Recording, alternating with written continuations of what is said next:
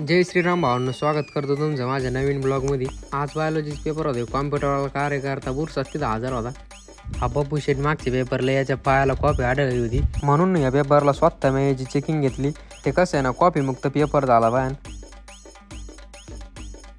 पलीकडा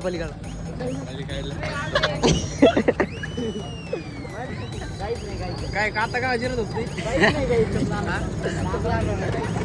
जिरलेले आज भरून निघणार डिझाईन एकदम डिझाईनचं काय करता आज बायोलॉजीचा पेपर आहे भाई. आज शेवटचं पेपर आहे.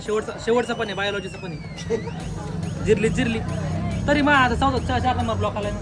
4 नंबर मागच्या पेपरला कार्यकर्त्याच्या पाया लागलो होतं. तीच बातमी आता लीक झालेली आहे. तेव्हा ते काय म्हणतो तेव्हा हे पण कॅन्सल कर. हे पण कॅन्सल कर. कधी पण दुकानात गेलं का धडकते पुढून घेऊन